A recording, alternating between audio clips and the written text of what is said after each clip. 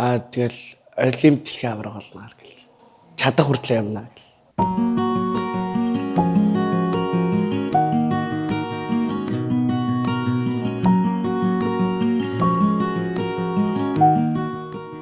Манай Батбаягийн агаар зэндэг гэдэг би одоо 3 жил хичээлж байна. Одоо 15 настай. Багадаа амар хөдөлгөөнтэйс. Тэгээд манай гаваагш намайг боксер хичээлгүй. Тэгээд сонирхож авчихсан. Анх санал тавихт нь гэрийнхнээс асууя гэл. Тэгээ асуусан чи анхандаа бол оруулаагүй. Тэгээд 6 дугаар ингээд асуухт нь тэгээд за тэг орчихсон. Амар гоё санагдчихсан. Өмнө нөгөө спорт дугуулan явж байгааг амар гоё санагдчихсан. Хамт олонтой болоод. Тэгээ ер нь амар гоё амар олон найзтай болоод. Би бага насны улсын аварга шалгаруулах тэмцээний 2 алтан медальтай. Тэгээ өсвөрийн улсын аваргын алт. Тэгээ Азийн аваргын хүрэлттэй. Тэгээ залуучуудын улсын аваргын хүрэлттэй.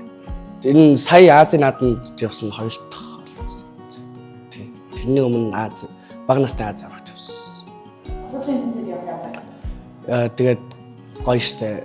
Олон улсын тамирчинтай гар зүрүүлээд туршлага хуваалцаад.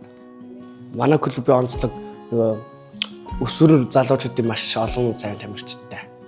Тэгэл олимп дэлхийн авраг болно гэл. Чадах хүртлээ явна. Тэгэл маш их хүч шаардна, төвчээ шаардна. Бэлтгэл хийхдээ тэгэл техниктэй л заалтаа бол амар гоё. Яг нэг байрлаж, яг заалмаал дээр байрлаад бэлтгэлээ. Жохон хүндрэлтэй тэгээд клубээ ингээд олон сольж яваад ах бас жоох хэцүү. Заалаа олон сольж. Амар сэхлэх гэсэн. Одоо ч бас жоох сэхлэх. Хөдөлгөөнтэй. Амар гоё байгаа. Тэгээ алдаагаа засаад тэгээд улам их сайн хичээгээрэй гэл тэмцээнд орсон. Хожигдвол алдаагаа засаад алдаан дээр ажиллаад дараажхаа тэмцээнд алдаа. Хожиг үед тэгээд амар гоё л хийж шин. Хожигдохоор тэгээд шар хөдлөл. Дараа нь заавал хожиндоо. Тэрийг спортын хичээллээд нуусан бол ямар вэ?